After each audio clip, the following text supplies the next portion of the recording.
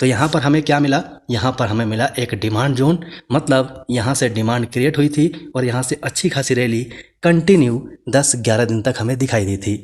So friends, आज अपने इस वीडियो में हम बात करेंगे निफ्टी 50 की। निफ्टी 50 का चार्ट हम लगभग हमेशा एनालाइज करते हैं, लेकिन आज निफ्टी के चार्ट पे आपको एक पहेली समझाने वाला हूँ। भारतीय बाजार पर टैरिफ का कितना असर पड़ा, इसका अनुमान आपको लास्ट 2 दिन में हो चुका होगा। हमारे भारत के ऊपर में टैरिफ का बहुत ज़्यादा असर मेरे हिसाब से नहीं पड़ना चाहिए। कुछ एक सेक्टर हैं जिसके ऊपर पड़ सकता है, लेकिन मैंने हमेशा कैंडलस्टिक पैटर्न को पढ़ना सीखा है और हमेशा ही इसी के ऊपर मुझे ज़्यादा भरोसा है। तो मैं आज आपको फिर से एक बार चार्ट के ऊपर कुछ दिखाना चाहता हूँ। सबसे पहले आप ट्रेंड को देखिए, जो प्राइस एक्शन का अहम बिंदु है। ट्रेंड का मतलब क्या है कि आपको प्राइस एक्शन में ये पता चलता है कि निफ्टी कौन से ट्रेंड में है या फिर जो भी कैंडलस्टिक चार्ट पैटर्न है वो किस ट्रेंड में चल रहा है। तो यहाँ पर आप देखिए, इस लेवल से पहले आपको कंटिन्यू यहाँ पर अप ट्रेंड दिखाई दे रहा था, मतलब हाई और लो बन रहा था और मार्केट सीधा ऊपर जा रहा था। लेकिन 26,000 के लेवल के आसपास से इसके अंदर बिकवाली शुरू हुई और इस लेवल से कंटिन्यू बिकवाली हुई। अब यहाँ तक हमने तो अप ट्रेंड देख लिया, ये लेवल पूरा अप ट्रेंड का था और उसके बाद शुरू हुआ डाउन ट्रेंड। डाउन ट्रेंड शुरू हुआ तो यहाँ पर हमें क्या देखना चाहिए था, इस लेवल पे जहाँ से गिरावट शुरू हुई यहाँ पर हमें चार्ट के पीछे जाके देखना चाहिए था, बड़े टाइम फ्रेम में देखना चाहिए था कि क्या यहाँ पर वास्तव में रेसिस्टेंस है। अगर रेसिस्टेंस है तो यहाँ पर हमें होशियार हो जाना चाहिए था, क्योंकि यहाँ पर आप देखेंगे तो इवनिंग स्टार कैंडलस्टिक पैटर्न भी बना है जो वनडे चार्ट के ऊपर में है। तो ऐसे ही आप स्टॉक के ऊपर भी चेक कर सकते हैं। लेकिन फिलहाल हम चलते हैं और चार्ट के पहेली को समझने की कोशिश करते हैं कि अब हमें निफ्टी के चार्ट पे क्या दिखाई दे रहा है। तो अब यहाँ से थोड़ा ध्यान से देखिएगा, जहाँ से गिरावट शुरू हुई है चार्ट को थोड़ा समझने की कोशिश कीजिए, चार्ट आपको बहुत कुछ बता जाएगा। यहाँ से देखिए, यहाँ से गिरावट शुरू हुई और यहाँ पर लोअर लो कंटिन्यू बनते रहा, लेकिन ट्रैपिंग कहाँ पर हुई उसे समझिएगा। हमने प्राइस एक्शन में क्या सीखा है कि जब लोअर लो बन रहा हो और लास्ट स्विंग को जब नीचे से ब्रेक कर दे तो यहाँ पर हम ट्रेंड बदली समझते हैं। वही कहानी इस जगह पर दोहराई गई, जहाँ पर रिटेल निवेशक डेफिनेटली ट्रैप हुए होंगे। कैसे हुए होंगे वो आपको समझाने की कोशिश करता हूँ। अब इसमें आप देखिए तो लास्ट स्विंग इस ट्रेंड में ये वाली लेवल थी। इस लेवल से हम एक लाइन ड्रॉ करते हैं जहाँ से हमें पता चलेगा कि यहाँ पर इस रेसिस्टेंस का ब्रेकआउट हुआ। ब्रेकआउट कौन से कैंडल पे हुआ, मैं थोड़ा सा बड़ा करता हूँ ताकि आपको समझाने में आसानी हो। ध्यान से समझिएगा, एक एक चीज़ अगर आप रोज़ समझते हैं ना तो आपको बहुत सारी चीज़ें समझ में आ जाएंगी और आप धीरे धीरे करके बहुत सारी चीज़ें सीख पाएंगे। तो अब यहाँ पर देखिए, जो लास्ट ग्रीन कैंडल आपको दिखाई दे रही है, इस ग्रीन कैंडल ने इस रेसिस्टेंस को ब्रेक किया। ब्रेक करने के बाद हमने प्राइस एक्शन में सीखा क्या है कि जैसे ही हमारा लास्ट स्विंग का ब्रेकआउट होता है तो हम ट्रेंड बदली समझते हैं।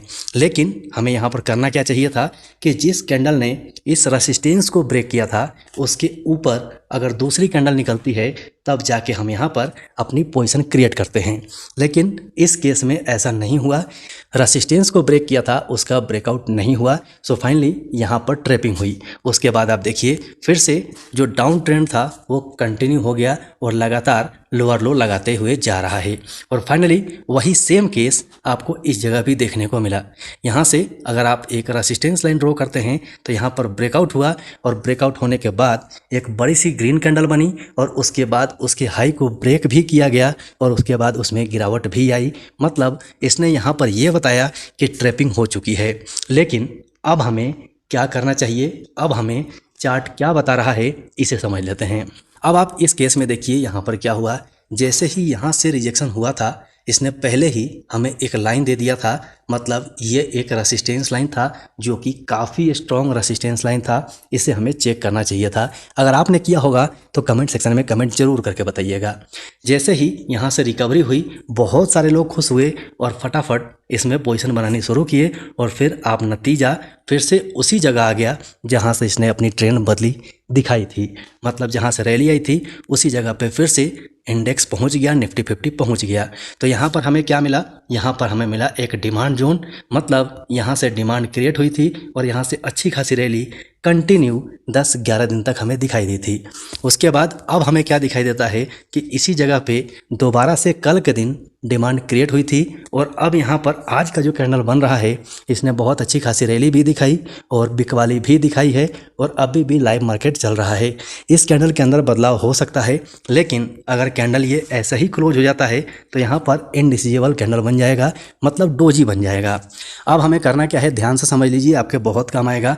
ये वाली कैंडल है, मार्केट क्लोज होने के बाद इस कैंडल के हाई को और लो को मार्क कर लीजिएगा। अगर लो ब्रेक करता है तो डाउन ट्रेंड कंटिन्यू हो सकता है, और अगर हाई ब्रेक करता है तो यहाँ से आपको अच्छी खासी रैली 24,000 के आसपास तक मिल सकती है, क्योंकि यहाँ पर एक डिमांड जोन है, अच्छी खासी रैली आई हुई है और यहीं से फिर डिमांड क्रिएट हुआ है।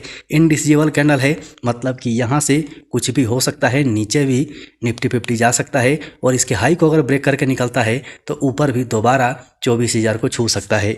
ये दो सिचुएशन बनते हैं, इन दोनों सिचुएशन को पक्का अपने दिमाग में बैठा लीजिए।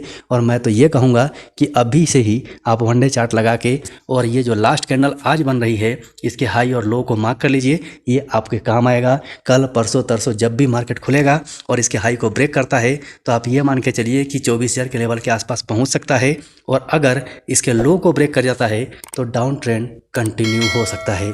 इसे ध्यान में रखिएगा, इंपॉर्टेंट जानकारी लगी थी। ऐसी जानकारियाँ आपको मिलते रहेंगी। वीडियो को लाइक जरूर कर दीजिएगा, चैनल पर नए हैं तो चैनल को सब्सक्राइब कर लीजिए और बेल आइकन को ऑन जरूर कर लीजिएगा, क्योंकि बेल आइकन ही आपके पास सही टाइम पर वीडियो पहुंचाएगा और टाइम से आप वीडियो को देख पाएंगे। सो अभी के लिए वीडियो में इतना ही, फिर मिलते हैं दूसरे वीडियो में।